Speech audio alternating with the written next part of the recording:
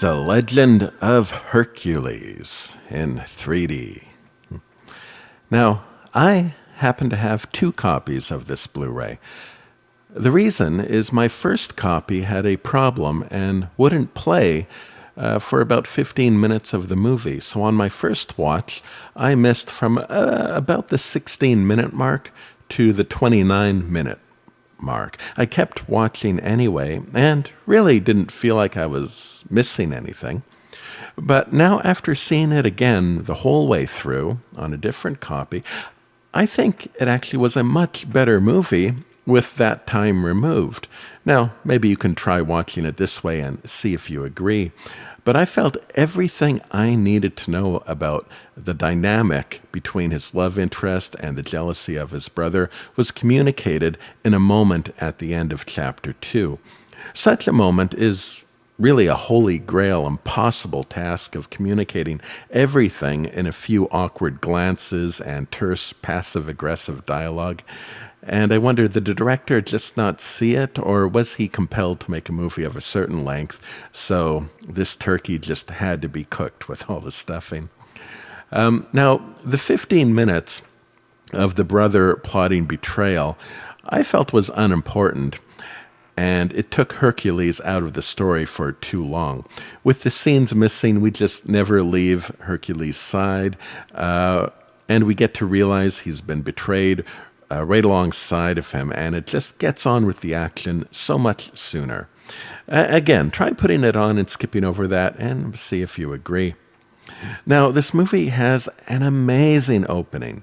A camera that cranes out of the water and into the heart of a charging army, all culminating into a sword duel. It's a great sequence with flawless stereo and arrows and swords that fly out of the screen. Those first 5 minutes are worth getting this Blu-ray for any 3D home theater. Although the entire movie is a beautiful watch and is actually very impressive when you find out that this was a rushed production that went from green light to a premiere in about 10 months. Some effects in that wonderful opening shot were only delivered to them on the day that this had to be locked for release.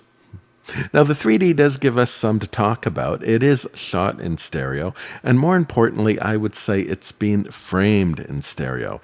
This was a movie that was made to be seen in 3D, and although its script may drop the ball from time to time, I feel for just a stereo experience, it's a lot of fun. There are lots of shots that are interesting to look at. In some key fight moments, they make good use of slow motion, and stereo loves it slow. It really lets this world soak in. And now, although it's usually very good, very strong 3D, it does have some oddball moments that diminish the overall impression. Here we have a rare example of the stereo making a shot look fake. The torches on the wall behind them here are flat. They appear painted on. And I'm guessing this was some rushed CGI that wasn't properly rendered in 3D. Also, this sunset is a flat plane that has an army superimposed in the distance in the sun there. And it looks like exactly what it is, a flat painting with something moving inside that sun. It would have been better if they just left this one flat. It looks cheap. Now, this cuts to another crude shot of a flat desert with no attempt at dimension, with some also flat rocks layered on top. It's just a weird cutout moment.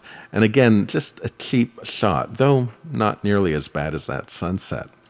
Now, it's weird to encounter these funny moments inside of an otherwise very good-looking movie.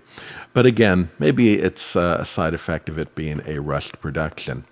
I actually wonder if it would have been possible to make this a 3D conversion within the same time frame. Probably best that we didn't find out.